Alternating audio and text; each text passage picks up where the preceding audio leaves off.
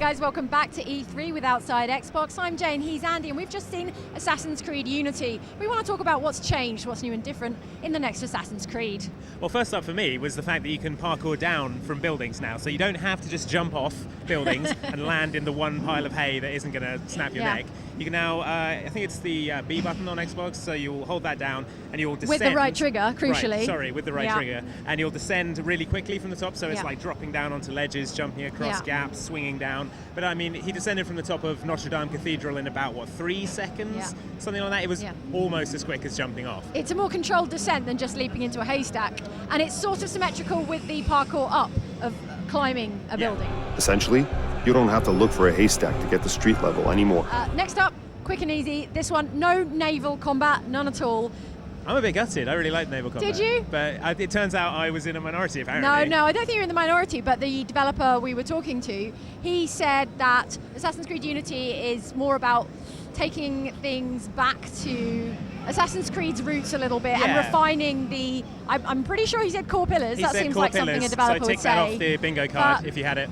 Refining the parkour and readdressing the parkour, obviously with the parkour down and that kind of thing, rather than reiterating on naval combat, which isn't entirely suitable for the French Revolution as a setting. Well, I mean, you could have shoehorned it in. I would have shoehorned it in. But, that's crucially why you don't get to make Assassin's Creed games. That is the Andy. reason they sent me a letter. And it brings us to another point, which is no multiplayer in this. There's obviously the co-op that we've seen in the demos they've had so far, but in terms of Assassin's Creed's kind of stalk and kill, adversarial multiplayer is out. None of that. Multiplayer fans, we're sorry. You were kind of a fan of that mode. Are you sad about that? I did like that, but then I didn't play it that much in 3 or 4, so probably it's for the best. You can probably live without it. And I do fancy a bit of co-op. It'd be nice if it was as a lady, but yeah, what are you going to do? They've got strange bodies that you just can't animate. Any women around during that time. That's it. So, all male up until about 1890. They only invented women in the 1800s. So I heard, yeah. So, very strange. What else is new? Oh, another thing that's changed is that Eagle Vision now isn't just, you don't just click it on and leave it on and walk around looking at old gold people like you used to in the past. It's called Eagle Pulse, and you send out a kind of a ping. It's like a sonar. Yeah, right. Imagine an eagle hybrid with a bat.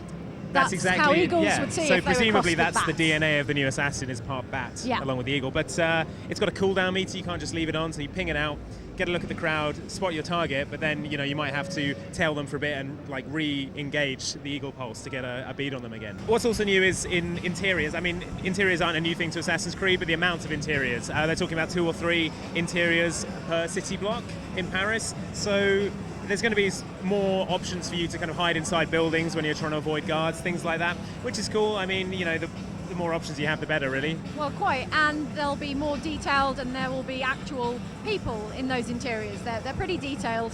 Yeah, so we saw a side mission inside one of the buildings that we went into, which was a murder mystery. There was a body on the floor, and they were like, go and find out who did this. I enjoyed that, because you just kind of wander in and there's a corpse on the floor, you're like, well, looks like a murder. Well, for once, it wasn't a corpse that made by an assassin, so, well, it could well be. Unless it was me. Could be. Maybe that's the mystery. All right. Bear up, madame. I will return to see justice done. Another thing that's changed, obviously, in Assassin's Creed Unity is the map, but specifically the size of the map. It's actually a little smaller. They've dialed it down a little bit. It's the size of the frontier, I understand, in Assassin's Creed 3, which makes it big, but not as big. But it is denser, the way it's described. And it looks denser, to be frank. It is a proper city. There's a lot going on, but I mean, if you ever tried to run across the frontier in Assassin's Creed 3, it was gigantic, it took forever. And while we're talking about the map, we also had confirmed that Versailles would be a location that you can visit in the game, although it's not attached to the Paris map, because Versailles, Paris fans will know, it's a little ways out. It's not attached to Paris. You can get there on the metro. But very important to the French Revolution. Absolutely. You know that. You're a history man, Andy. Yeah, right. That's where the royal family lived. So things happened in Versailles. Things happened in Versailles. The royal family were living out there. So you are going to have to go out there in a French Revolution game. Spare me, please. They're only peasants. I want to talk about 2 more things that have changed in Assassin's Creed Unity. One of those is the combat, Andy. Tell me about that. Yeah, so they made the combat harder, apparently, because I don't know if you remember combat in the previous Assassin's Creed games. The counter kill move basically remember the counter kills. Made every encounter fairly easy. You could just counter kill. You could take out giant groups of guys pretty much with one button press, which is obviously great. Yeah, but then I'm lazy. I'm quite lazy. Yeah, so when you look at the demo of Assassin's Creed they showed at the Microsoft conference, there's a bit where the target is standing behind a group of about 12 guards. And in a previous Assassin's Creed game, that would be no problem. You just go in and stab all of them and then stab him, that'd be fine. In this one, you're going to have a lot harder time taking those guys down. So it's trying to encourage a stealthier, more thoughtful approach.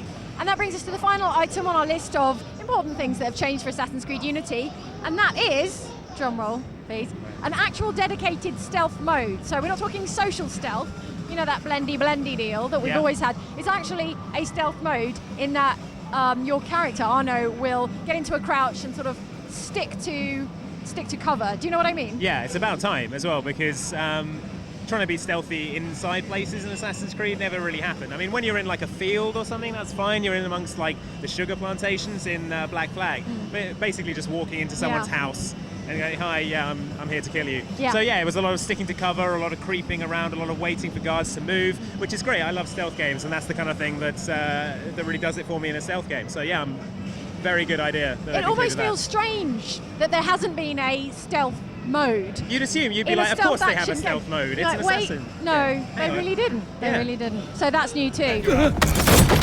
Where is he? Palais de Justice, the executions. Good.